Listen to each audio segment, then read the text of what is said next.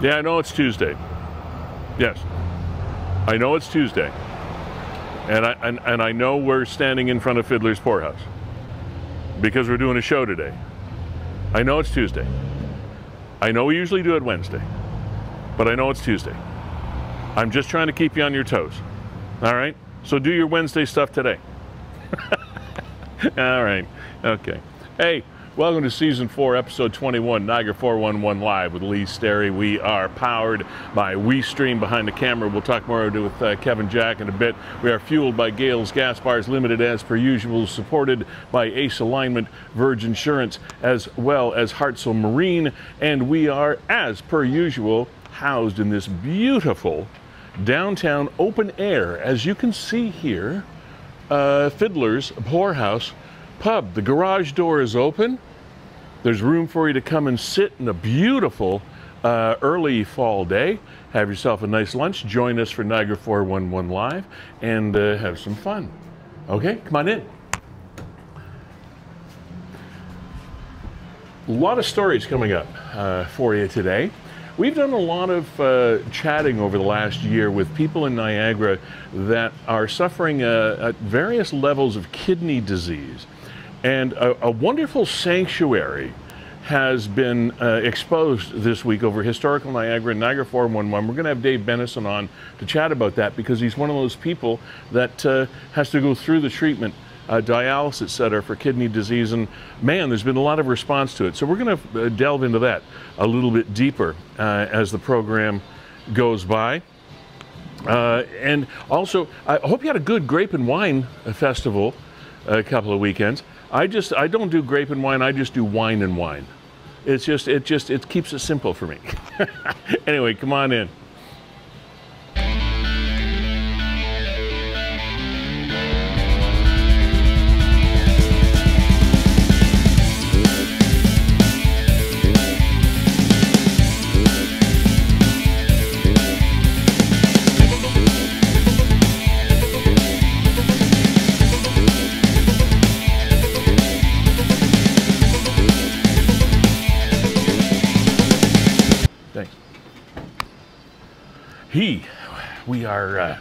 We are underway. Yes, I know we're a day early, but workloads sometimes demand that we be flexible with what we're doing. Kevin Jack, ladies and gentlemen, on the right-hand side of your screen. He is the co-founder of WeeStream, Canada's premier streaming company, and that's one of the reasons why we're a little bit early this week. Is you got a big deal going on in Borden. Yeah, we're back up to CFP Borden, and when the military calls, we move our schedules. Yeah. So that's what's going on, is that WeeStream will be up at CFP Borden, stationed there, eating in the mess halls, staying on base. It's such a cool experience every sucks time to be we you, do eh? Yeah, it's a lot of fun, and it's great working with them. We love the partnership that we have with the Canadian military. And hey, here we are, a little upstart company from St. Catharines.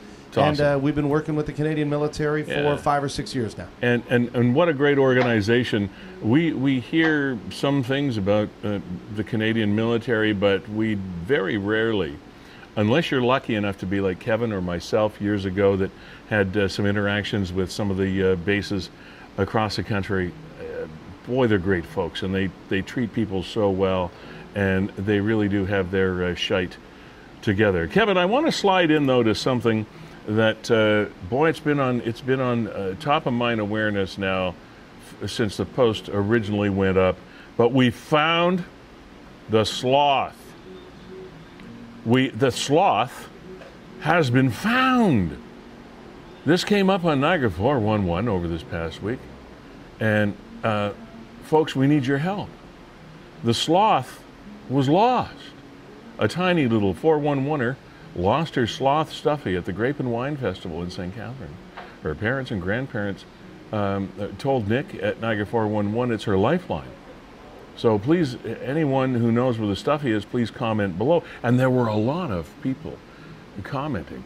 A lot of people, apparently there are more stuffed sloths. There are more stuffy sloths around Niagara than you have any idea. It's almost like they're taking over. There are a lot of sloths. And people said, hey, you know what? If they don't find the sloth, I have one on my shelf that I would gladly donate to this little girl. And here we go.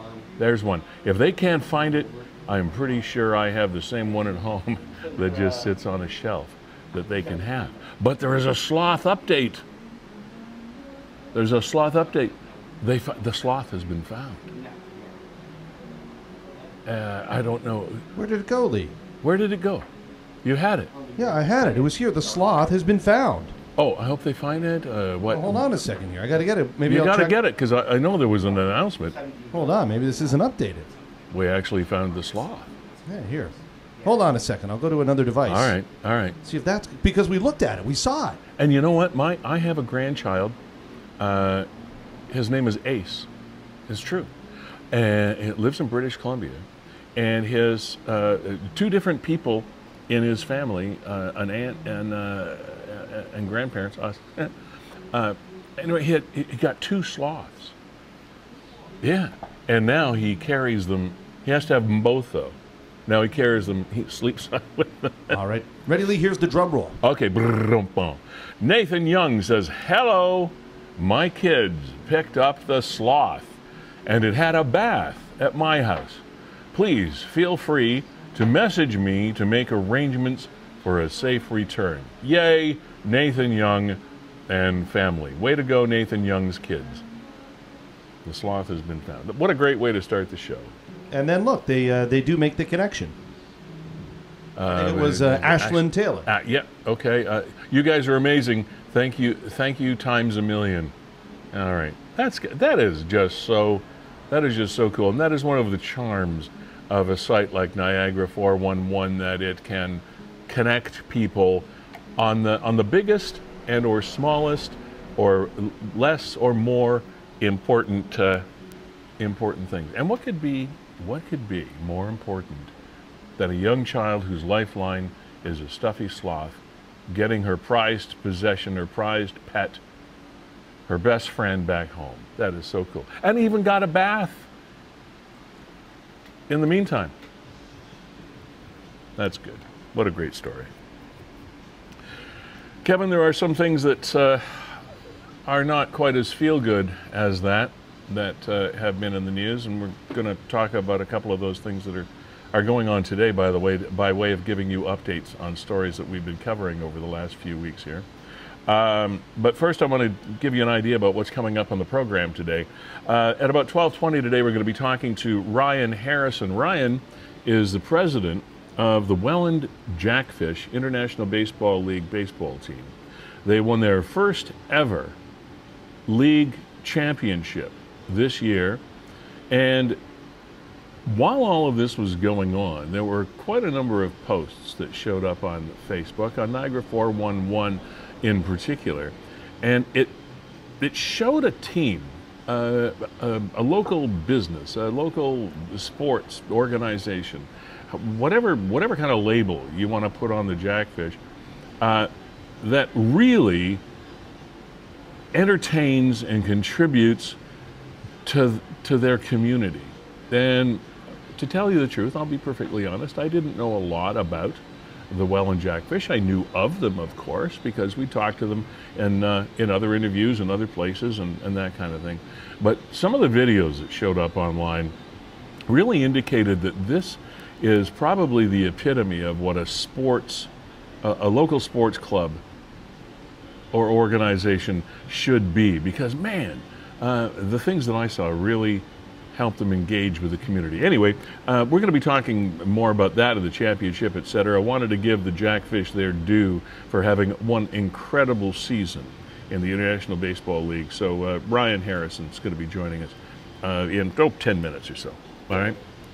Coming up at 12:45 today, I mentioned this in the intro, Dave Bennison. We know him on a few different labels here that we've done on the program. Trucker Dave, as he was originally known, he's a long haul trucker, long and short haul trucker these days. But he is also a kidney disease sufferer, and we walked through the process with him and others in Niagara that have been searching for transplants. He is on daily dialysis at the moment, does home dialysis, continues to work, but went on one heck of an interesting vacation this summer to a place called the Lions Camp Dorset. And we're going to be finding out more about that, because one of the things you can imagine, if you have to go through dialysis on a regular basis or your kidneys suffer, it's hard to get away. Not too many places you can get away to, for that matter, and still be able to maintain your health. So this was a pretty cool place that Dave stumbled across. Now, I'd heard of it before, but Dave actually experienced it with his family over the last number of weeks, and he's going to be joining us at 12:45 to talk about that, because his posts through Historical Niagara as well as Niagara 411 have received a lot of attention, so we thought we'd shine a bit of a light on that today, and that's coming up at about 12:45 with Dave. And it's Firefighter calendar. It's called Feel the Heat. The 2023 to 24 Firefighter calendar is out and ready for sale to generate some well-needed funds for charities around Niagara. And Adam Murphy, a Welland firefighter, is going to be joining us to talk about that, and that comes up a little bit after 1 o'clock today. And as always, anybody can join this program. All you have to do to join the show to talk about anything you like or something we're talking about that you would like to comment on, just click on the link in the Zoom post that you're watching right now, and that'll connect you with our Zoom room, green room, and Kevin Jack will make sure that you are all ready and able to communicate with us and have a chat. So it's always open to you. Think of it as an open line streaming TV show. All right? So that's there. Now, I want to slide into a couple of events that we connected because they're similar in nature, similar in emotion, and it's a little bit of the darker side of things that are going on in Niagara. And today there is a celebration of life going on for Joel Mills. You may remember over the past number of weeks, actually, we have been seeing on Niagara 411, as well as talking about on this program, the disappearance of Joel Mills. He just went away somewhere, and that is an updated picture for you that was on Niagara 411. His brother Josh has been the one that was sort of spearheading the celebration of life that is taking place today for Joel. Joel's most recognizable picture, I guess, on Niagara 411 was him with his cat. And you know, I was just reflecting on that. But Joel was discovered over the past week, or since we did our last show, deceased. And our condolences certainly go out to his brother Josh and the entire family, not to mention his friends and circle of acquaintances around Niagara. So today we celebrate the life of Josh Mills, a story that did not end the way we would have liked it to end. And in the same vein, a story that really tugged at our heartstrings and yours, I'm sure, over the past week is Tavia is a young woman who gave birth to a little boy, Kamari, not very long ago. There's the original post that we saw on Niagara 411 asking for your help. You see, 2 days ago, Tavia, hopefully I'm getting the name right, lost her 3-week-old son Kamari to, Kevin, can you scroll back down there, because I want to make sure that I don't mistake the disease, necrotizing enterocolitis. There we go. As you can imagine, Tavia is absolutely devastated and broken. Tavia was so happy to be a first-time mom. She couldn't wait to see all of Kamari's milestones, couldn't wait to teach him and show him unconditional love. She just couldn't wait to be Kamari's mom. For 3 weeks, she was. She's started to a GoFundMe campaign, GoFundMe page to help out. Lee, I did invite Tavia onto the program. Yeah. And for obvious reasons, she's unable to join us today. And further to that, understandable. Today they're also laying Kamari to rest. Yeah, and today is celebration for the celebration of that Joel very, Mills very as well. short life. But where it was leading to is she actually wrote me a personal note and asked if we could share this on the program today. Okay, well, do it then. I just can't imagine. 12:37 a.m. My sweet, beautiful boy was born. My life was changed for the better. Born at 33 weeks and 4 days, he was absolutely perfect, weighing 1,400 kilograms? Probably grams. Yeah. Grams, yeah. Shortly after birth, Kamari started to have feeding intolerance issues. Nothing so concerning as he was premature. He was sent to McMaster's Children's Hospital on September 8th for a PICC line to be inserted into his leg, then was transferred to St. Catherine's Hospital, where he continued to thrive and start tolerating the feeds a little better. Then it was then mentioned to me that they had concerns for Kamari's liver and wanted to transfer him back to McMaster for a test. A few days later, Kamari was finally transferred for his rest. I went to the St. Catherine's Hospital, kissed his sweet little head goodbye, and told him Mommy would see him there upon his arrival. Then I got the worst phone call of my life. My sweet baby had took a turn upon transfer, and was presenting with a GI bleed, vomiting and blood coughing, and very pale, needed blood transfusions. And keep in mind, 3 weeks old, my goodness. By the time I had gone to McMaster, I was told my sweet boy would need surgery.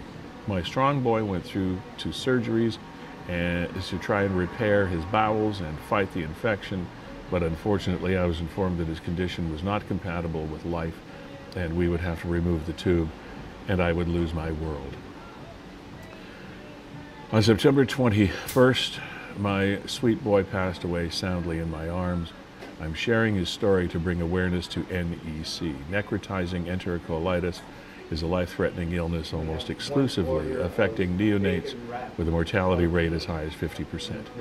The pathophysiology of NEC is inflammation of the intestine, leading to bacterial invasion, causing cellular damage and cellular death and necrosis of the colon and intestine. I was never aware of this type of condition, but now I'll never forget the way it's affected me and my family. Tavia, thank you for sending that through to Niagara 411 Live so we could share the journey of pain that you went through with young Kamari, and words cannot express. I mean, and please, you can see here her GoFundMe, $230. Her goal is just $2,000. Yeah, to help with funeral expenses and stuff. We need to do better than that. Yeah. And I believe she's a quite young mom as well, so dealing with a lot on her plate, and probably doesn't have the resources of a lot of people in Niagara. So, I mean, we can definitely do better than $230. Yeah, how about if you can? Okay. So to those 2 Niagarans, one adult and one tiny one, we wish you Godspeed, and we celebrate your lives today. Joel Mills and Kamari. All right, we have Ryan ready to go. We'll switch gears, thankfully, to something much more pleasant to discuss. The Welland Jackfishsh, a sports organization that competes in the International Baseball League, achieved their very, very first league championship this year.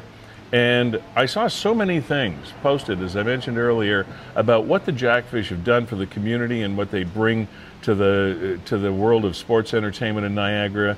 And obviously, because of the championship, I thought, let's reach out to these folks and have a chat and find out more. Ryan Harrison is the president of the Welland Jackfishsh, and Ryan joins us today. Have you got us okay there, Ryan? You can hear and see us all right? Yep, ready to rock. All right, cool. Well, first of all, congratulations on a hell of a season. That was awesome. Thank you. And we actually play in the Inter-County Baseball League, not the International Baseball League. Inter-County. I'm sorry, Yes. I said international. I apologize. No worries. Yeah. So describe to us, first of all, what that Inter-County Baseball League is. So the Inter-County Baseball League's been around since 1919. It's been played primarily in Southern Ontario. So the league as it is now, we've got 8 teams. It will be 9 next year. We play teams as I guess far northeast as Barrie and southwest as London, Yeah. and then there's a smattering in between. And we're adding a team in Chatham this upcoming next season, and yeah, we're champions of a over 100-year league. That which is pretty amazing, and special. it was actually Barrie, the Barrie Bobcats that you defeated for the championship, right? It's the Barrie Bay Cats. Bay Cats. Geez, I'm really doing well with my pronunciations and my words today. Yeah, Barrie Bay Cats. We beat them in 6 games to capture the championship, and yeah, it's an unbelievable season on and off the field, and couldn't be happier. Now, how long has your tenure been a president? Have you been president since the beginning? I have owned the team since 2017. What was your motivation for owning an intercounty baseball league team? What got you into this world? Well, originally, it moved from Burlington after our 2018 season, and originally we purchased it as a hobby, something to keep us busy in the summer. We at the time didn't see it as a mega money maker or anything like that. And we ran it in Burlington for 2 years and didn't do very well there. Not a great park, not great attendance, stuff like that. So kind of had 2 options after the 2018 season. We were either going to move the team or we were going to fold it. Because I don't know about anybody else, but losing money on a hobby was not exactly our not a good idea thing. Not a great idea that we wanted to do. So yeah. So we moved to. We knew the park in Welland was sitting there. Beautiful, over 2,000 seat facility. Used to be home to an affiliated single A pro team. So we said, let's go check it out. So walked in there, and the minute I walked in, it was a call to our then commissioner and said, "Hey, we're going to move this. We're going to move this team."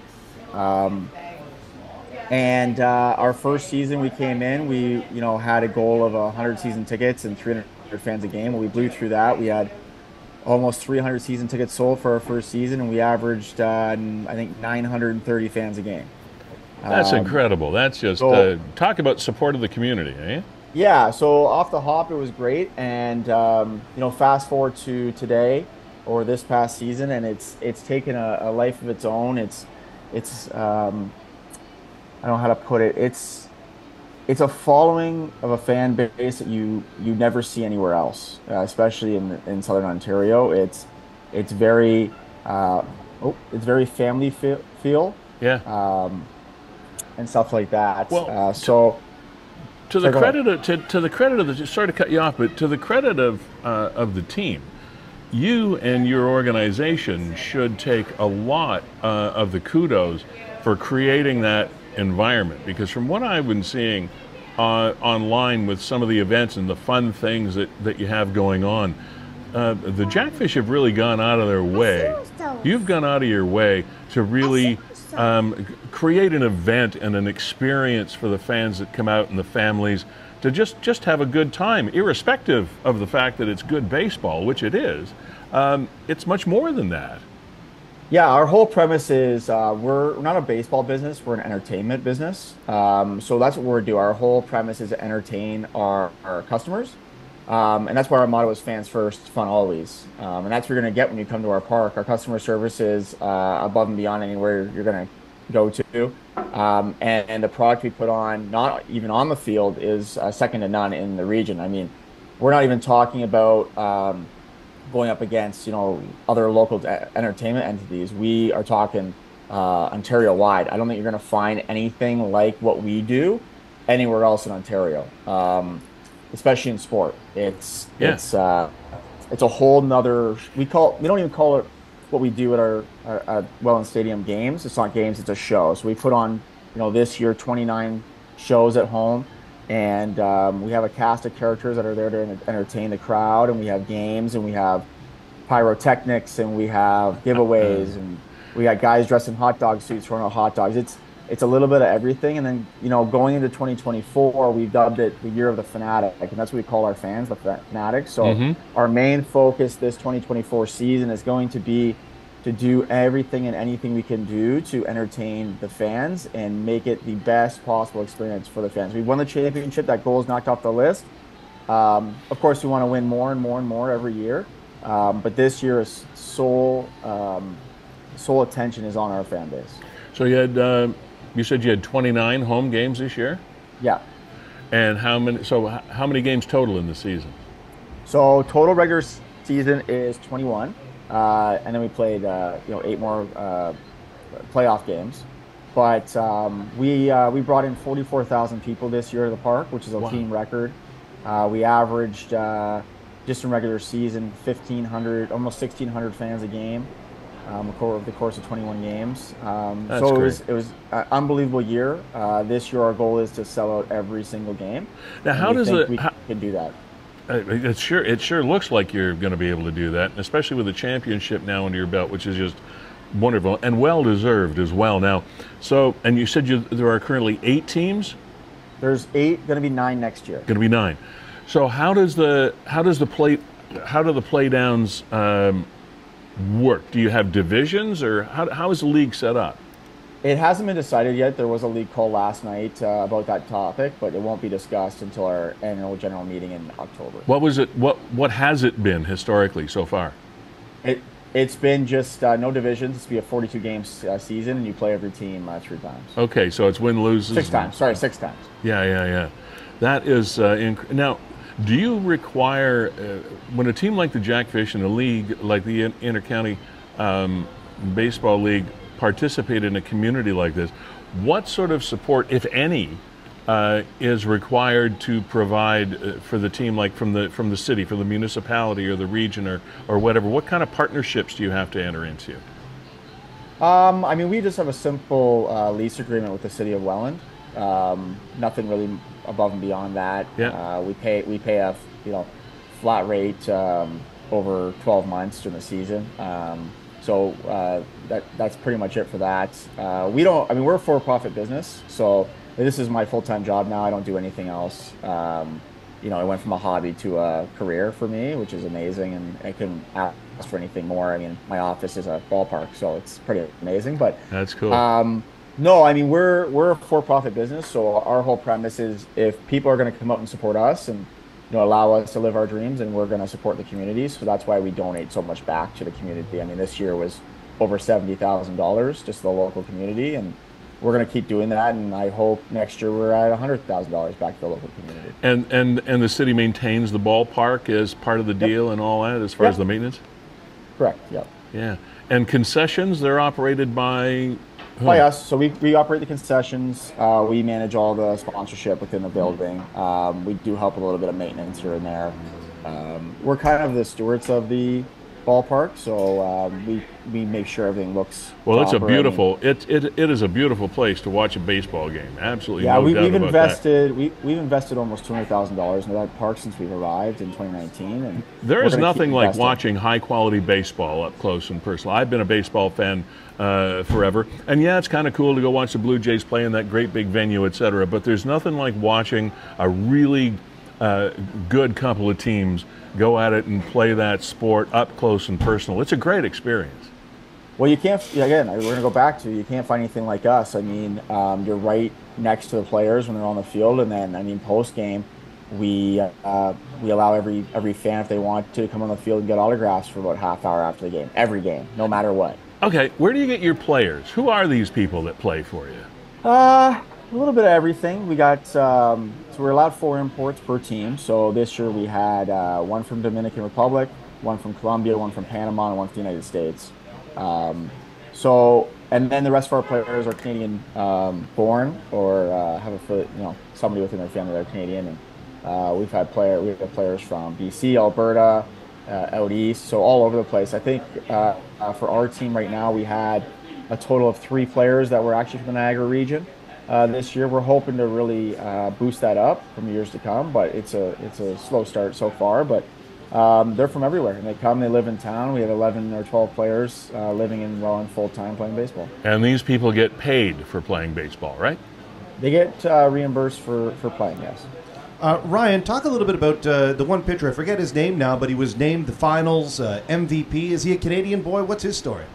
Yeah. James Bradwell. He's from British Columbia, and he arrived to us. He was in a higher league, and was sent down. He arrived to us and played the rest of the season, and he was lights out in the playoffs, went 5-0, and yeah, he earned that playoff MVP title for sure. He was amazing. Yeah, Ryan, just want to add in there, I'm probably your target demo. Young family, I got kids 8 and 9, and it's great to see businesses, and I'll say a startup business here in the community, succeed. And you talked about what you're trying to do with your events, and I can tell you on the outside, you've absolutely nailed it. Whenever I talk to anybody about going to a Jackfishsh game, it's nothing but smiles, and they keep saying, man, you got to get down. The experience at the game is so much fun, and I've seen you guys swell from 900 average attendance, 1,000, 2,000, 3,000, and every single person I've ever talked to about what their experience was like at a Jackfishsh game, it was nothing but 5 stars. You guys have nailed it. Well, I appreciate you saying that, and that's our goal. I mean, that's what we we tell our staff night in and night out on how to interact with our staff, our fans, who really, I say fans, they're family, a lot of them. People that come all the time and stuff like that. We got to know them, and that's what I like about our team. I mean, you have teams that have owners all over the world, but you don't really know who the owners are. Where it's different with our team. I live in Niagara. A couple other of our owners live in Niagara. One's going to be moving to Niagara next year or so, but we live here. We pay our taxes here. We're not millionaires. We're just 4 guys that are trying to make something work here, and if it works out for us, that we can keep doing it full time, then, and obviously it looks like that's going to happen, then we're going to keep doing it. We're going to sign a new deal with the city of Welland for 10 more years. So excellent. Once that's done, we'll be here for 15 years, and we don't have any plans on really doing anything crazy like moving or nothing like that. So well, I guess not, because boy, you've really created a bond of entertainment enjoyment there with the folks of Niagara. Season tickets are on sale for I'm assuming 2024. Yeah, season tickets are on sale, so you can get a reserve seat, which is our brand new box seats that we just installed for this season for $170 taxes in. And then that's 21 games plus a few more benefits. And then if you want to just get a general admission seat, which is a bleacher seat, it's $149 for 21 games and a few other benefits. So you get a nice exclusive box seat for $171. $170, yeah. That's pretty cool. That's pretty good. Yeah, you can't.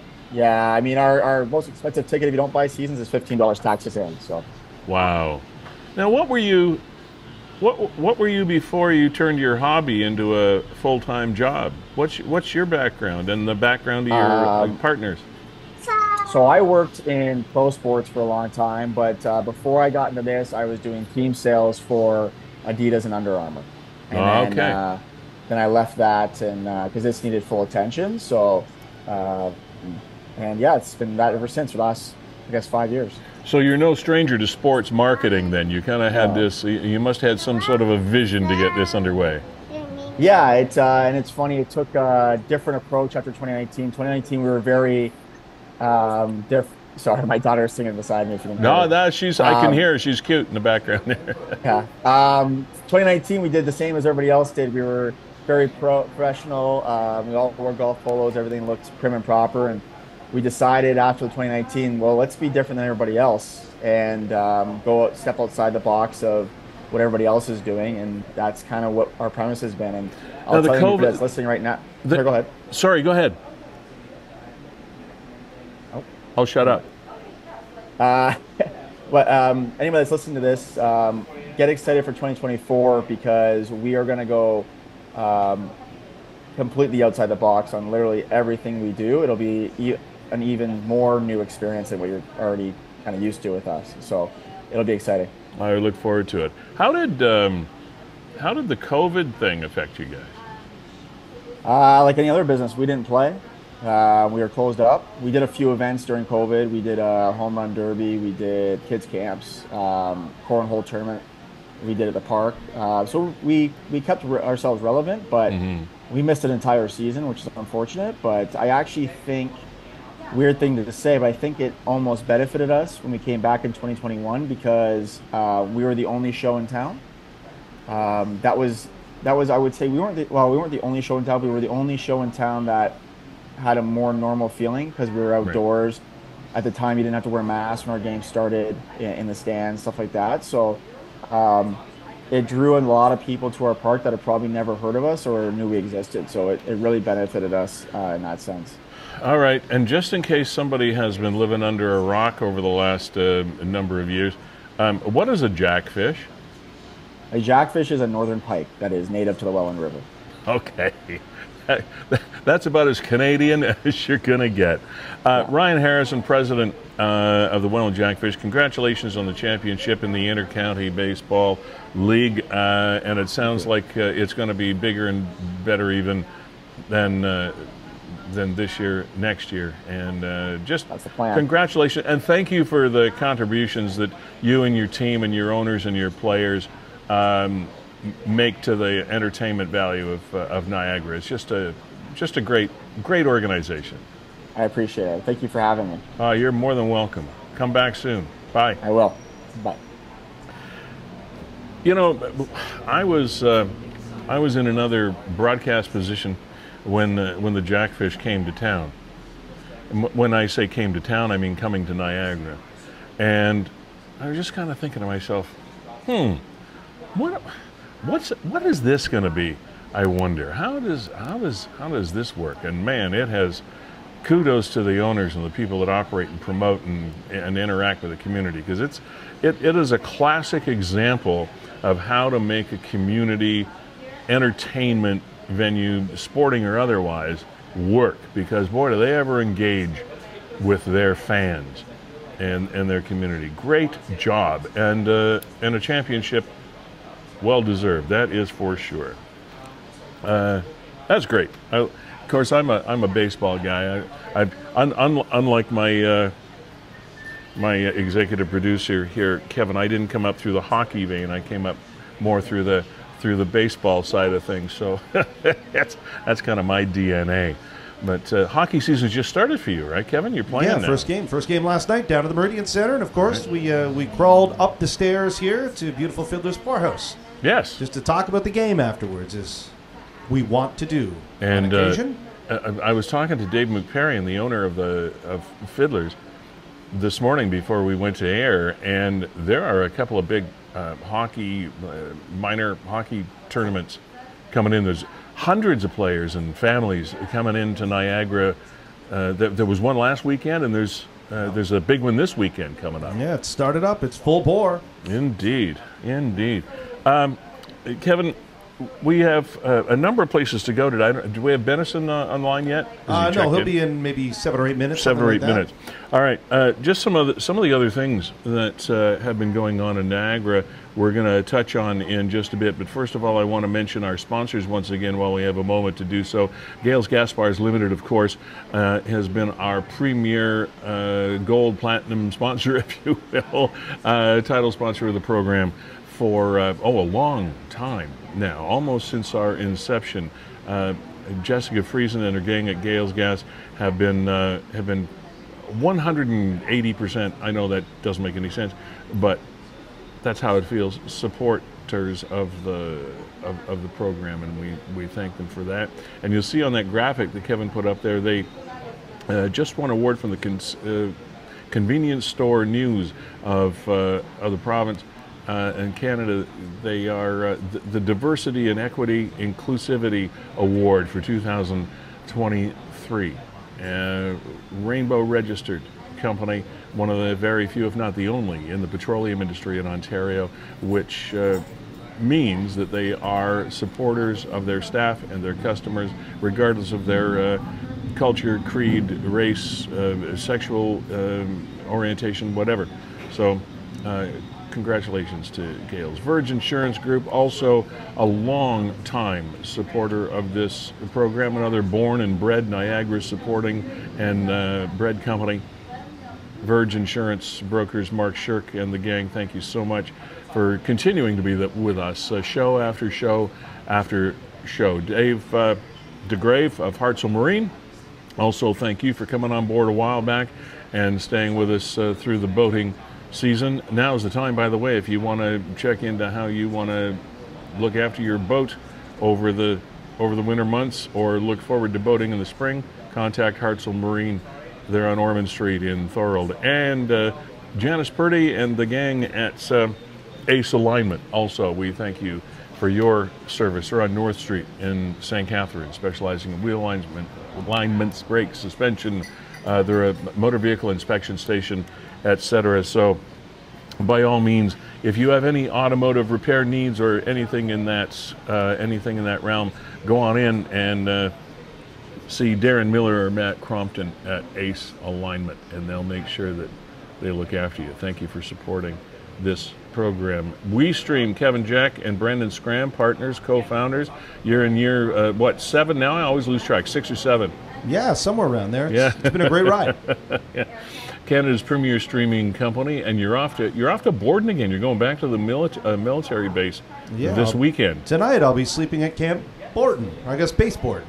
Base Borden. Yeah, Base Borden. And it's boy oh boy, it's interesting if you've never had an opportunity to drive through any of the Canadian Force bases. They're great facilities. They're amazing. Do yourself a favor and just kind of, a lot of people think, there's big gates at the front door and they don't let anybody in. That's just not true.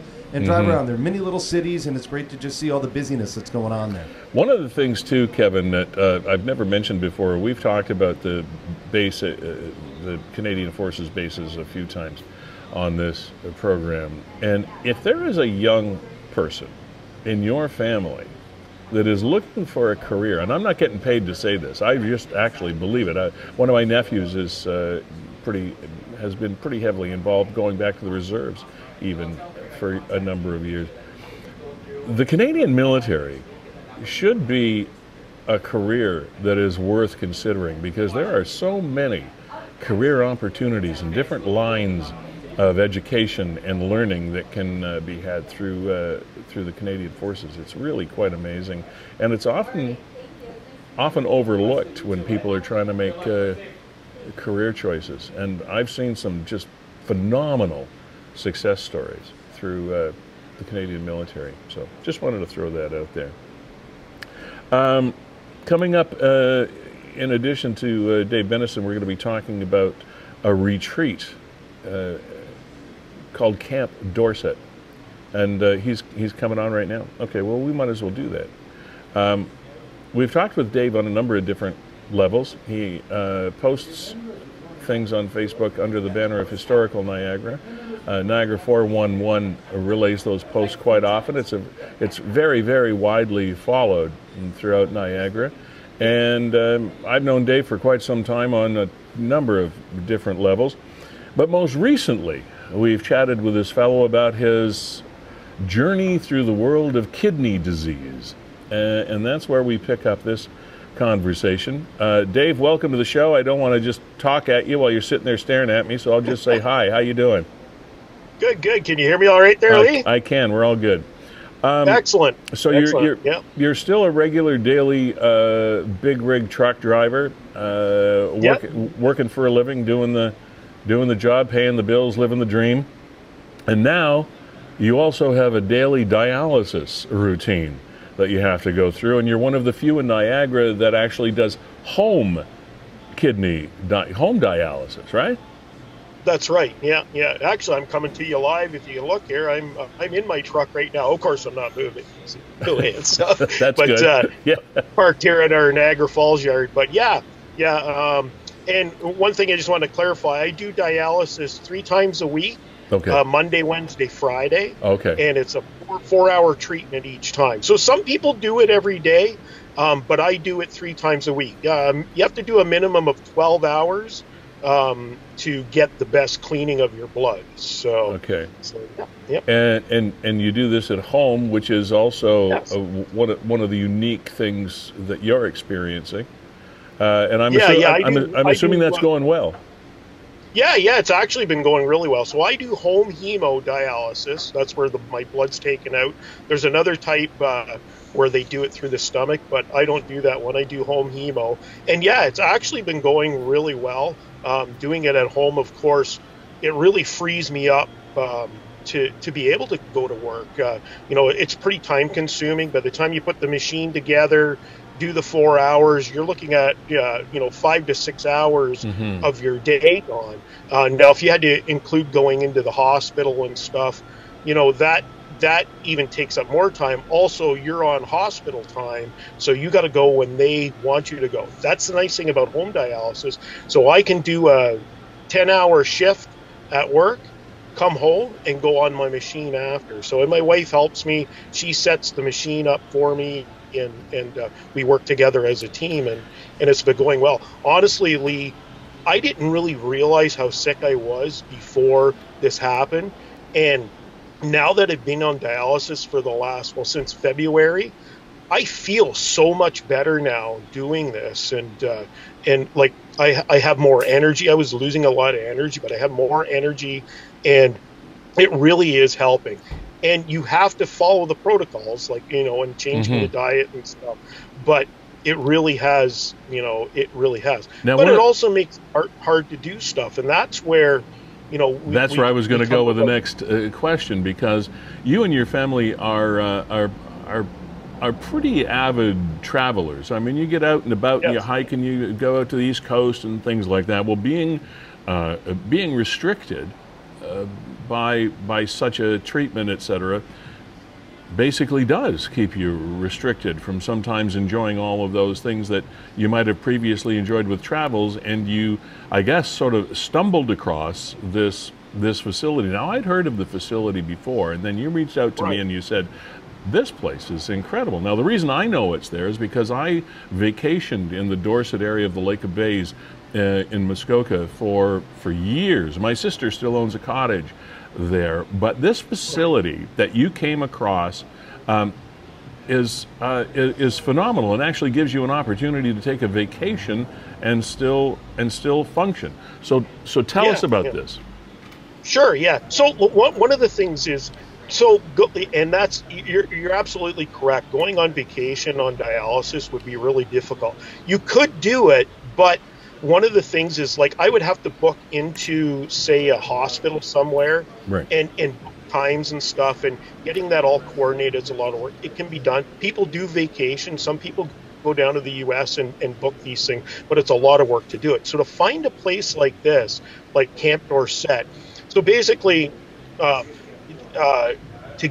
give you an idea how I found out, so my renal clinic, the Niagara Renal Clinic, when we first started training to do home dialysis, my two nurses that sort of looked after us there and taught us, Bob and Dana, that was one of the first things they mentioned. They said, look, once you get, everything going, there's this wonderful camp, and they told us all about it. And we were like, oh, we got to look into this, because, this is something we'd love to do. So right away got a hold of them. So Camp Dorset, of course, Dorset is located just west of Algonquin Park, sort of. It's kind of between Huntsville and Bracebridge. Yeah, Huntsville and Bracebridge, kind of on the outskirts of Algonquin Park. Beautiful country, beautiful place. The camp itself is located about 15 minutes from the town of Dorset. What a lovely little town. It's a great town. Yeah, it is, yeah.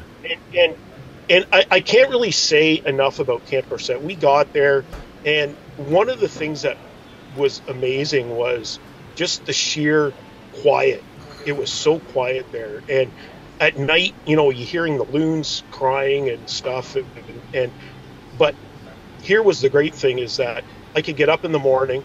Everything was all pre-set up. Team of nurses there. They've got a facility that has 16 dialysis units, staffed by anywhere from 6 to 8 nurses at any given time. And you go in first thing in the morning, they do your dialysis, they look after you, they set everything up, they make sure you're all looked after. You can walk out of the building, and within 2 minutes you're sitting on a dock looking at this beautiful lake. And it was just spectacular. The people that run the place, they're so great. Jonathan and his wife, they were just so great. And you have your campfires at night, and I really can't say I could just keep going on how wonderful this place is. And so the team and nerve. How did this? I know I'm cutting you off here, but we'll get back. Yeah, no, that's okay. How did this place start? Give us the origins, because I know you dug into that a little bit. Yeah. So yeah, the place started. Believe it or not, it's been here since 1970. I think it's 1972. Anyway, the early 70s, and back then, of course, technology wasn't what it was today, but this has been going on since then. And that was one of the great things, too, when we were there, is I got to meet a lot of people that are going through dialysis and are at different stages of it, too. And some of them have been going to this camp for years. Like, I met a guy that's been going for like 20 years. And, that's how the camp got started. Of course, the camp is completely funded by the Lions Clubs of Ontario. I was going to mention that, yeah. And so it's been funded by them or by private donations. I don't believe they get any government grants or anything. And it's open to dialysis patients in the summertime. So I think around June till about mid-September. And that's for dialysis patients. And then and their families. And well, that's the other thing I want to mention is you can bring your families along. And so we had a cabin, really, really beautiful cabin, could sleep 6. So, of course, me, my wife, and my son came. And but, I could have brought my grandparents if they wanted to come, or if you've got more kids. We met a family there that had 4 of their kids with them. And it was great because everything's looked after. You're right there. And it's reasonable financially, is it not? Yeah, financially, so yeah. Basically, and if you want, I can give you what it costs. I think it's important. So for a cabin for a dialysis patient, it's around it's $400, but that's all inclusive. So I think we paid $5 for firewood. They brought us so much firewood you couldn't even burn it. They have paddle boats, canoes, boats. That's all included. And the only thing you really had to bring was your own food, and unless you wanted to eat out every day, but you brought your own food and your own blankets. Besides that, the cabins are completely covered. That's for the 400. They also have an apartment complex there, which is like a lower budget. So for $250, and this is for an entire week, you stay there for an entire week. For $250, you can get one of these budget, and they're really nice in apartment complexes. If you look at some of the pictures I posted, there's this beautiful bridge that goes over into this sort of secluded spot where these apartments, you never even know it was there. It was so neat. And yeah, the facility also has, get this, if you can't get, and this is why they built this, I believe, because some people can't go swimming in the lake and stuff, and you got to be very careful being on dialysis about, sometimes getting wet, especially somebody like me that still has, so I still get my dialysis in my chest. I don't have the fistula, so I can't get that wet. They actually have a swimming pool there inside one of the facilities, and this thing's like something like you see at the YMCA. It's a beautiful swimming pool, and they've got like a rec center with games and stuff, on-site tennis court, mini putt, like it's all there, and amazing hiking trails that they've actually made specific for people that are on dialysis, so they're not like too difficult to navigate, because that's the one thing that people that are on dialysis will tell you. One of the big things that happens to you is you don't have a lot of energy, so you get bursts of energy, but then you're drained really quick. So it was really nice to have stuff like that. Dave, what does the camp do for the other months of the year when it's not catering during the summer months to dialysis families? Yeah, so they're actually open, I believe, all season, and they open it up to the public after that. Jonathan, the guy that runs it, was telling us about how a lot of the police services will rent the places out, and a lot of the police officers will come there in the off seasons. Of course, you get like local hunters coming, but pretty much I believe anybody can rent it in the off season. Of course, the cabins are all winterized and set up for the winter, and as are the apartment complex too. So fascinating. So now, yeah. One of the things that you were a little bit surprised about at the outset is when you mentioned this and you posted it online, and of course Nick at Niagara 411 reposted your historical Niagara mention of this, is the amount of feedback that has come out of Niagara since you mentioned this. So it's obvious the reason we're talking about something that's up in the Muskokas is because there seems to be an incredible amount of interest in this from people in the Niagara region. Yeah, and one of the things is finding out, especially from the post, is how many people never even heard of this camp or knew about it. And it was so wonderful to see all these positive comments coming out. Like, I'm talking hundreds. Like, I think it gathered over 1,000 comments between Niagara 411 and my post, and all of them positive, and you know, it's just so wonderful. Sorry, and I just got to mention it. It was Jeremy, not Jonathan, that is the guy that runs the now, but you also had you also had somebody that made a big donation to this camp since you posted this. Yeah, so that was something that came out. I got a message a few days ago, and this was so wonderful.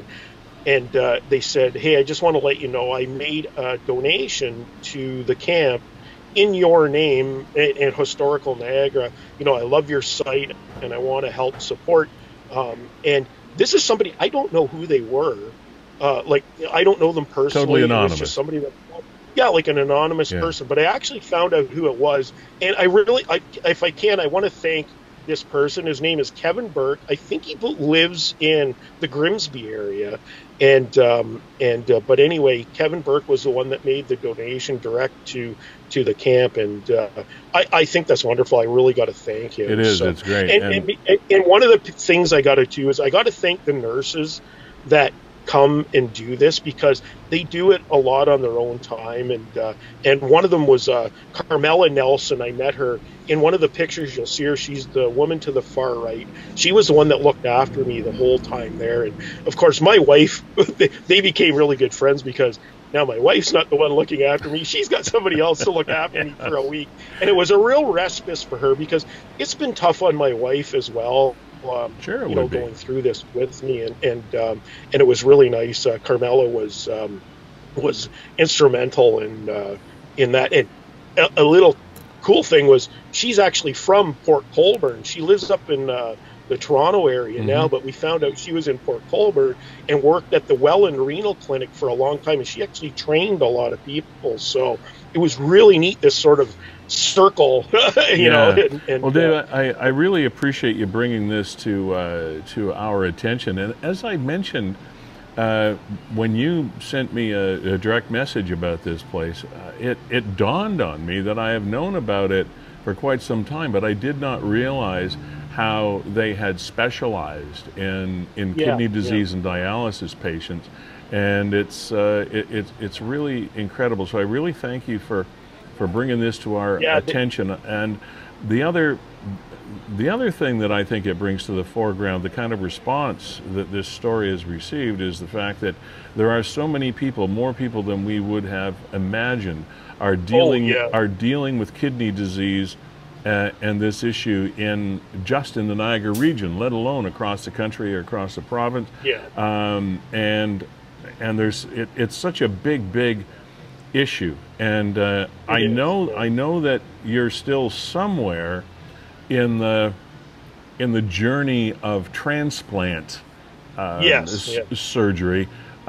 Before we let you go, where is that right now? Are you still searching for a donor, or what's the status there? So yeah, I am on the transplant list. I've had a couple of people sort of kind of offer. I'm really not one that I have a hard time doing this, like asking people and stuff, but I am on the list. Right now it's realistically it's a 3 to 5 year wait for a kidney transplant, but they could call me next week. You never know. depends on a match. Actually, in October, I go to Hamilton to meet the team of the transplant team and stuff. So the ball is rolling, but it could be up to there. The one thing is with the new technology in the machine, like I have a brand new 2023 machine, with the technology and learning more about your kidney disease. That's one thing that I loved about home dialysis, is I learned so much about my disease and how to help control it too. And that's the big thing. So if you follow all the protocols, and use the machine, do what you're supposed to do, this thing can keep you, going indefinitely now. Yeah. But it's up to you to do that, right? You can't slack off on it. You have to stick with it. And Thank you, I always say Dave. to people, you know what?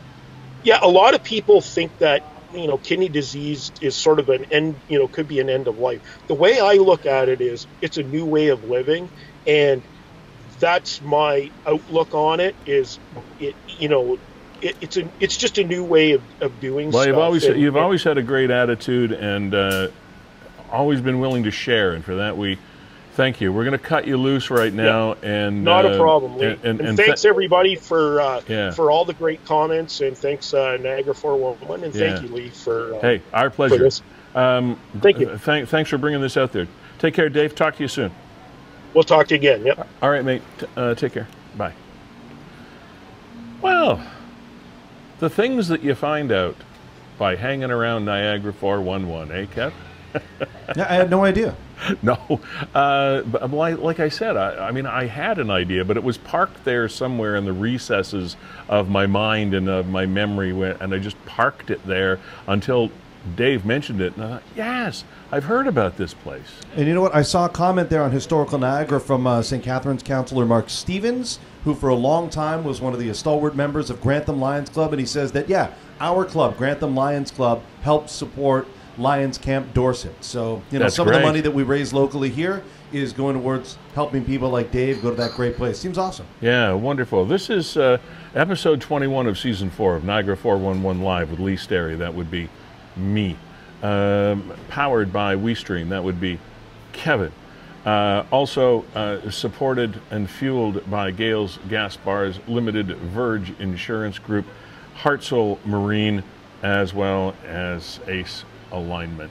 So thank you to all our sponsors that you see aligned across the top and bottom of your screen. You can participate at any time you want by clicking that link in the feed. And we have every lady's fantasy of firefighter coming up on the program. It's calendar time for the Niagara firefighters. It's called Feel the Heat fundraiser for the calendar. Not quite sure where the whole firefighter calendar thing started, but it had to have been somewhere in, I think it was somewhere in the U.S., and it was just, it's taken on a life of its own. And firefighters have this this mystique about them. Obviously, you got to be physically fit to even do the job to begin with, and 99% of the time they're covered up in all this gear, and then for like 1% of the time they take the gear off and make a lot of money for charity when they come out with the calendar. Big release party on Saturday at the Auberge Richelieu in Welland, and my wife is going. I got to stay home with the kids on Saturday night, so my wife can go. She doesn't want you there. Yeah. We'll get to Murph here in a minute. Lee, do you want to take just, I don't know, maybe 90 seconds here and touch on, there's that weird taxi assault. Yeah, and Nick had an update today, and there's no real answers. Yeah, this taxi driver found in distress on the road. Now this goes back to the 23rd, just a couple days ago, 3 days ago. So there it is. Taxi driver found with critical injury on the 23rd.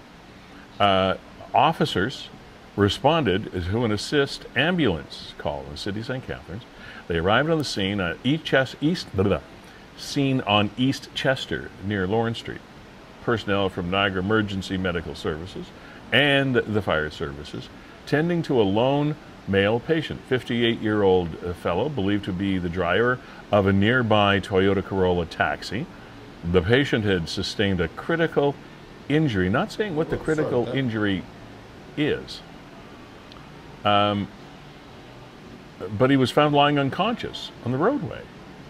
So the officers, as well as a canine unit, searched the area, did not find anybody that could be termed a suspect as to what may have happened.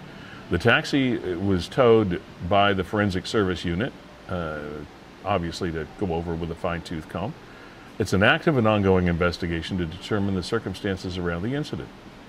And as always, its members of the public are encouraged to offer up any sort of information that they may have concerning this situation. And that was the original post. That's the area. That's the cab. And then NRP had an update that Nick posted yesterday, but I don't know if there's much new information here. I haven't seen anything that would shed much light. I think they're just appealing to the public for anybody that lives in the area or has businesses The with door cameras. was open and in the roadway.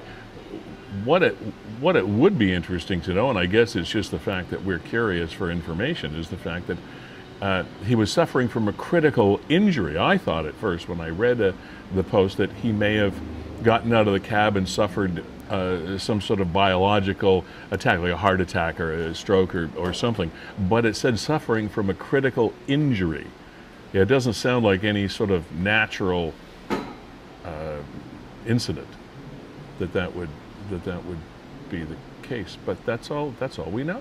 Yeah, I did reach out, Lee, to somebody in the comments who works for the taxi company. Yeah. And because it's an ongoing investigation, she would love to come on the program. The one thing is, though, and here's where you find the divide between taxi companies and Ubers and what have you, is all the taxi companies, all the taxis are equipped with cameras in the taxi cab. Right. So I hope that sheds some light on this investigation, and also says that there's a panic button.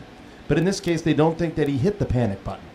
Oh. So not exactly. Well, I'm sure there is information that the police investigators are not sharing with us, and for good reason. But if you have any other information, it would be really interesting if you shared it with us. All right. Adam Murphy is a firefighter in the municipality of Welland, and he's here to chat with us about the firefighters losing their gear to create this calendar. Adam, how are you today, mate? Not too bad. Yourself, sir? I am great. How long have you been a firefighter here in Niagara? I've joined the Welland Fire Department about 3 years ago now. Okay. Prior to becoming full-time, I was a volunteer with Welland as well for approximately 2 years. Well, congratulations on your full-time status, and thank you for all the stressful work that you men and ladies do. And we'll talk about that more, but let's talk about the matter at hand right now. Sure. The concept of the firefighter's calendar, as I was mentioning earlier when I was talking about you coming on, I have no idea where it started, but it has taken on epic proportions all over North America. Fire departments and regions do this as a fundraiser, and I know it's a little bit tongue-in-cheek and it's a lot of fun, etc. But how long have you guys been doing this? So with Welland, we haven't. They did some calendars much before I got on. I think their first calendar was in 2004. Yeah. And they took a couple-year hiatus, brought it back a couple years later, and the last one they did was in 2011. So it's obviously been quite some time, and kind of all the just the pure aspect of the calendar itself and the funds that it's able to raise at this event for the community. I mean, it was kind of like, I didn't really understand why we stopped doing it, considering there's so many organizations that are in dire need. So, and it's a lot of fun. How do they recruit the guys that actually participate in the calendar?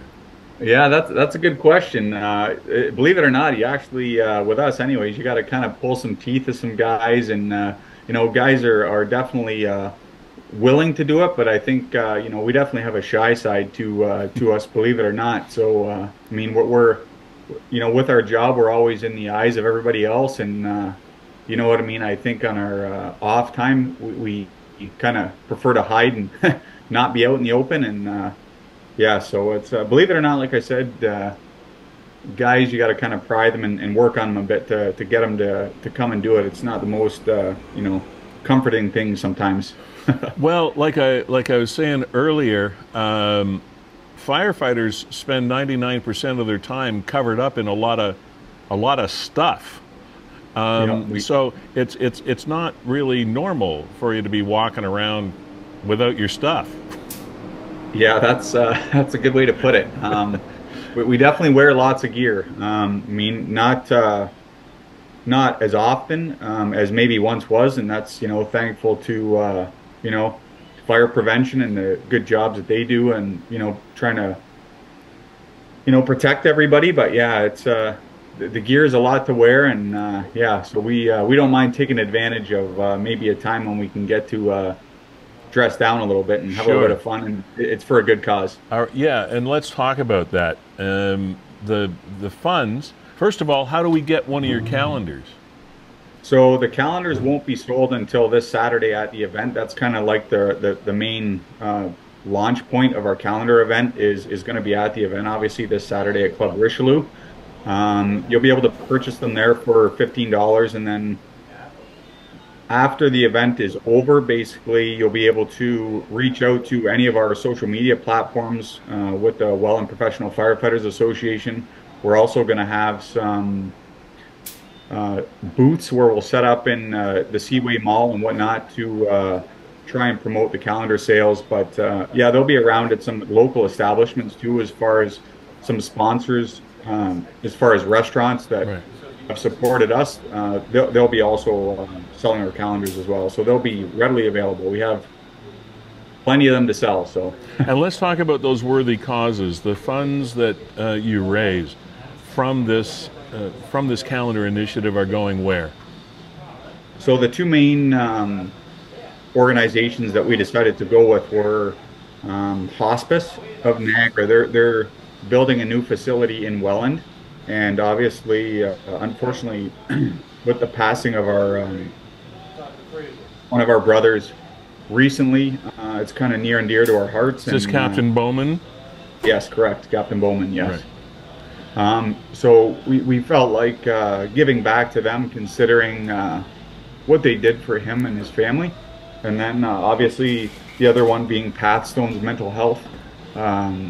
Just with everything going on as far as the pandemic goes, and just the situation of kids' mental health nowadays, we just figured those two organizations are best suited for our efforts.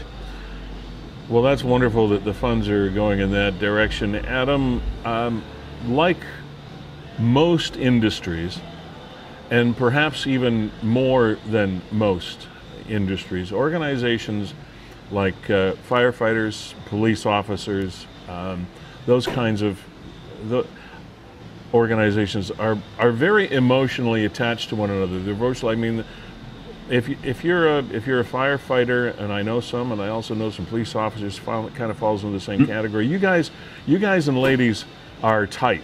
You're close. And yeah, we most. Oh, we froze a little bit. Certainly are, for sure.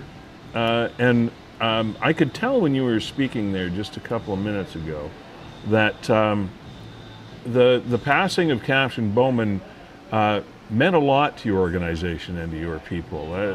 Things like that hit you hard, don't they?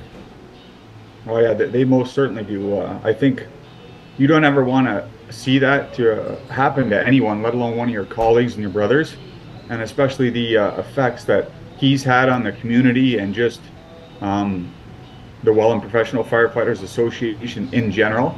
He was a big impact, and I think everybody felt it. Yeah, it was definitely hard. Being a firefighter is so much more than actually putting out fires or trying to save people from fires, etc. There's an awful lot more to it, and what is something about being a firefighter that you think you'd like to share with us that most people aren't aware of? What do we not know that you'd like us to know? That's a good question. There's, I mean, I don't even know where to start, to be honest. A lot of people, sometimes have misconceptions, I guess, of firefighters maybe and what we do in some of our downtime. But I can assure you that we put every effort and our best effort forward as far as training and being the best that we can when somebody needs our assistance, whether it's a mental health issue, whether it's rescuing somebody from a car accident, whether it's a fire. It's there's definitely a lot of training that goes involved into that, and definitely us being able to talk to each other really helps I think our mental well-being as far as being able to get through some of the things that we see. So I was just going to mention the fact that you must experience some things that you'd rather not experience and have to figure out a way to mentally deal with those things, and if not, put it behind you, try to categorize it somehow and move forward, because I know there's a fairly high incidence of PTSD syndromes in your business. So I just wanted to highlight that because we really appreciate what you do, and I don't think most of us actually understand the scope of what firefighters do. Yeah, it's definitely very intense. I mean, like coming from the volunteer side of thing, when I became full-time, basically my third shift, I was going into a high-rise fire, pulling somebody out of a building, and it's like, holy man, I definitely wasn't quite mentally prepared for that. And I mean, just experiencing those things definitely helps. Right. It's helps shape you, I guess, into the kind of person that you want to be, and that you want to be able to give back to these people. And unfortunately, this is one way that we can, and I think it's going to go a long way this way. Well, by helping these organizations that not only help our own, but they also help the community. Funds for Hospice Niagara, Pathstone Welland, the Launch Club Richelieu. This Saturday, what are the hours again? Quickly, Adam. Yep. So doors open at 6, and the fashion show will start about 7:30, 8 o'clock. All right, awesome. Calendars, $15 a pop, cheap at twice the price. Feel the heat. Calendar for 2024 coming out. Adam Murphy, thank you very much. Thank your colleagues for all that they do for us as well, and I hope the fundraiser goes extremely well. Great. Thanks very much. Appreciate you having me. Take care, pal. Bye. Yeah, you too. Have a good one. Take care. Yeah, bye. Bye. Amazing Niagarans, Kevin. They're all over the place. Absolutely. Lee, yeah. Wanted to update something in a minute here. We're going to get on Fraser Mowat from Harbor Estates Winery. Oh. On Saturday, they're having a great grape stomp. Okay. So we want to talk all about that. Wanted to just update something. If you remember last week on the program, we talked about Diana's Sweets. How I stumbled across a location up in, oh gosh, where was it? What? Small town. Yeah, one of those Stratford-ish towns. It was kind of between Sarnia and here, right? Yeah, between Sarnia and Borden, because that's where I was traveling. You were up helping do us. So here we go, in Listowel. Listowel, yeah. So we wondered if there was any connection. And we put this post up and tagged the Listowel location, Diana Sweets Marketplace and Cafe. Okay. And they actually got to us. They got back to us. And here you go. Here's what they had to say. Okay, yeah, Diana Sweets Marketplace and Cafe. Hi there, thanks for noticing us. We have been at this location in Listowel since 1920. There have been a few Diana Sweets in Ontario, including Yonge Street in Toronto, until the 1990s, but we have not been able to find any connection. As far as we know, we are the last remaining Diana Sweets still open. We did undergo a dramatic change in operations this past March when we opened at a cafe and marketplace. And that's interesting because one of the posts that I saw, one of the comments that I saw, Kevin, after we aired the piece, was the fact that, while I don't think people in St. Catharines knew this, that it was a franchise. Yeah, I saw somebody comment. I didn't know that either. I had no idea that the Diana Sweets thing was a franchise kind of operations, but apparently it was. And then Taylor Primorano put a post up. I saw this one earlier in the week as well. We have the original cafe fixtures in Niagara on the Lake at HD. What's HD? I don't know. Okay. It just said that, so I read it.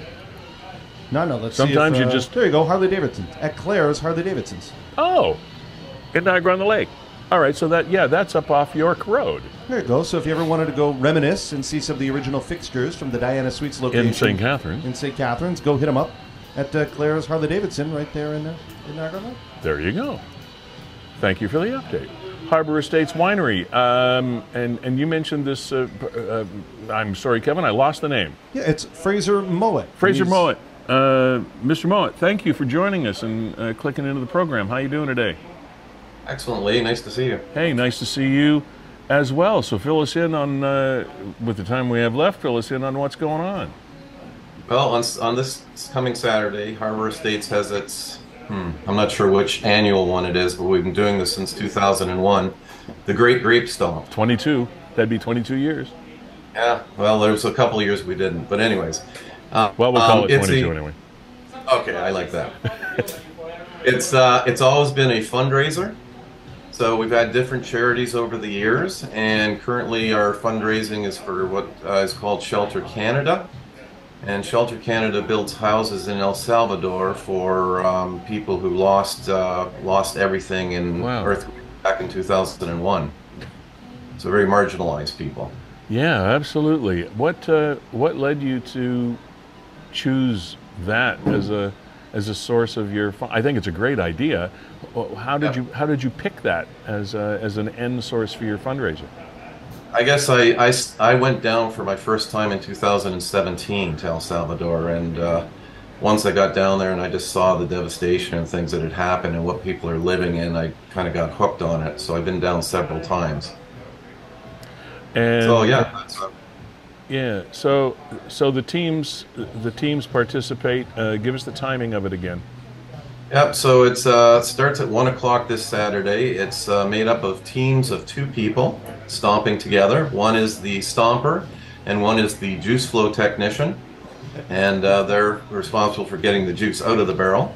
Yeah. Juice flow technician is always an underrated job. Got to be careful on that one. We have 40 teams registered right now. 40. Thursday night will be the deadline for entries into it, so you can go to our website, hewwine.com, and register online. Did you say 40 teams? Yeah, there's 40 teams right now. Wow. Now, so it'll be there is an art form to stomping grapes.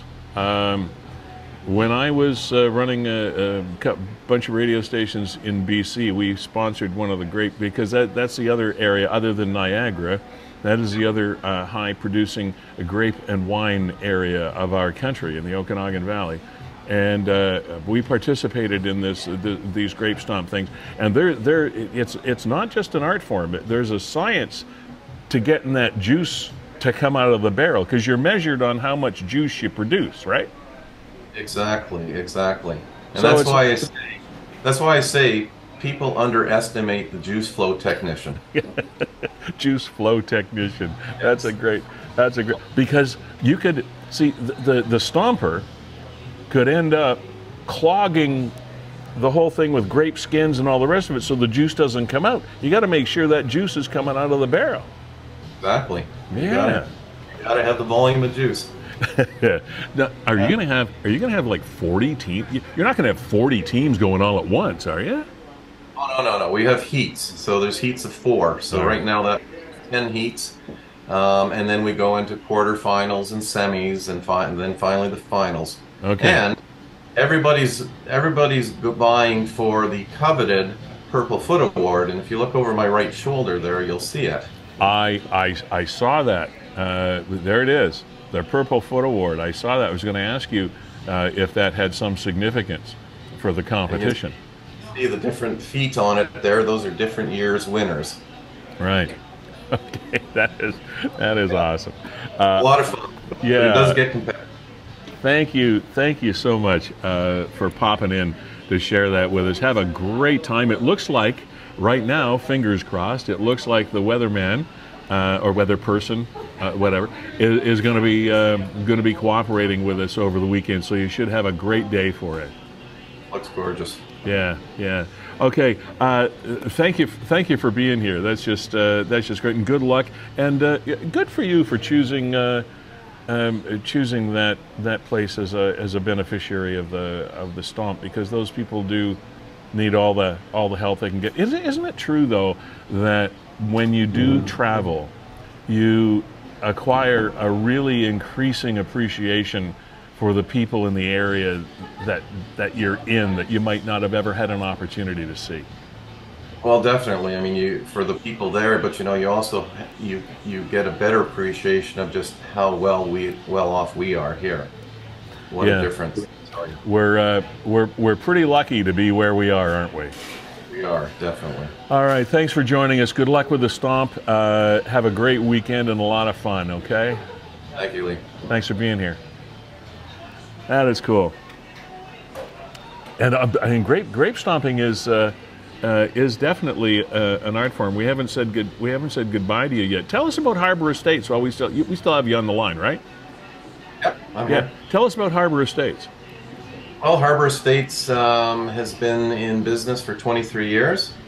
It was started as a family-owned operation, and continued up until last year when I actually sold the business to a fellow out of Toronto, and he has the same type of vision that we have as well. So we're located on Jordan Harbor, so very picturesque property. Yes. And a number of award-winning wines, and we have patios, and we do a lot of weddings and things here. So it's a fun place. So you don't have all the responsibility and the headaches of the bottom line, but you're still obviously involved with the business a lot. I am. I'm still the general manager of it for the time being. The big thing is I don't pay the bills, right? You can just have the fun now.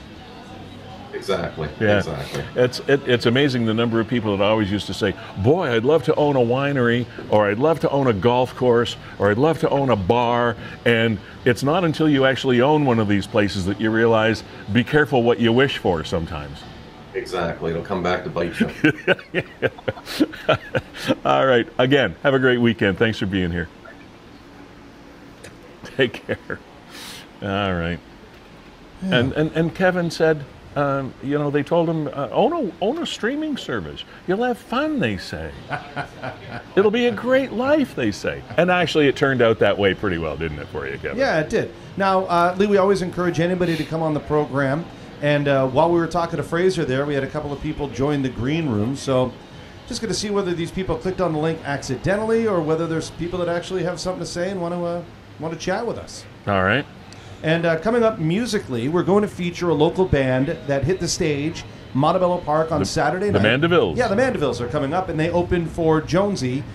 Big Saturday night headliners at Montebello Park. And weather-wise, I don't think they could have done any better. Would you agree? I mean, September so far has been the best weather out of the entire year. Compared to the soggy summer that we have been complaining about ad nauseum since the early part of the summer, boy, September has been spectacular. We're kind of running out of time here a little bit, but do we have somebody that is... I'm just waiting. Got a guy, Steven, that wanted to come in, and another one, Johan. So, all right, well, let's see here. I'll ask them if they want to... We can pop on quickly and see what they would like to say. If we're ready to rock and roll? Yeah, not really sure. I mean, I'm just kind of waiting to see whether or not they'll turn on their microphones, turn on their cameras. All right, but if they don't, we'll just wait until... we definitely don't want to see that. Okay. While I await your executive production instructions... There's some things you can't unsee, Lee. I would put that in that category. Okay. Well, then we'll skip right ahead to thank once again our premier sponsor, Gales Gas Bars Limited, for fueling this program as they've done for so long now, and we do really appreciate it. As well as Virgin Insurance Brokers Limited, another Niagara born and bred company. Also, Ace Alignment, thank you so much for coming on board a while back and continuing to support us, as well as Heart Soul Marine, Niagara's legend boat dealer, also dealing with Mercury products as well. So thank you all for being here. As per usual, Kevin, it's always a blast working with you.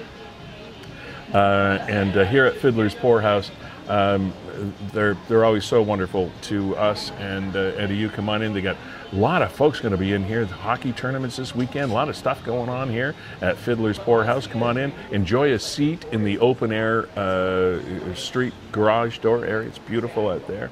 And also to Nick at Niagara 411. Once again, it's always great to partner with you. Beau Chapeau Hat Shop in Niagara on the Lake.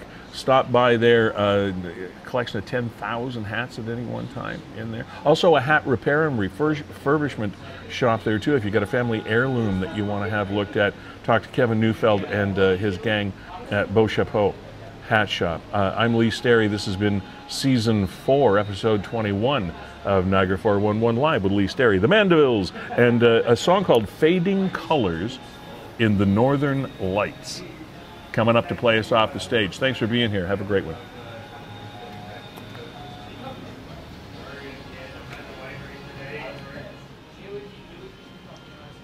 Oh, I know why we've been trying to find some meaning in anything tonight. Don't I know my baby like a knife? I feel like fading colors in the north.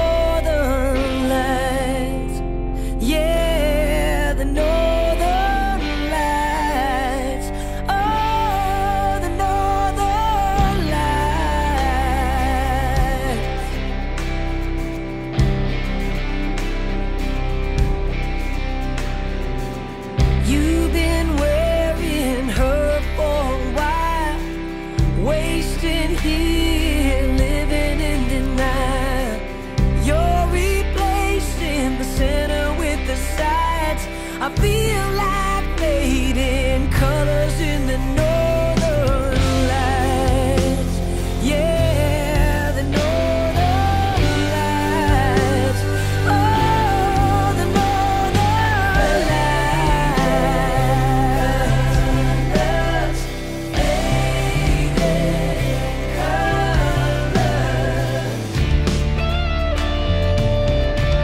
There's no price for talking. It's so sad when you're holding the wrong hands on me.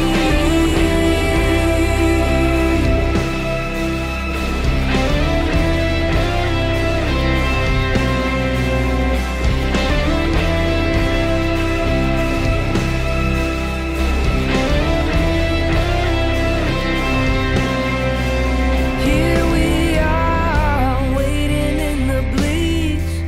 You're so close to being free. Won't I go by beautiful tonight? I feel like changing colors in the north.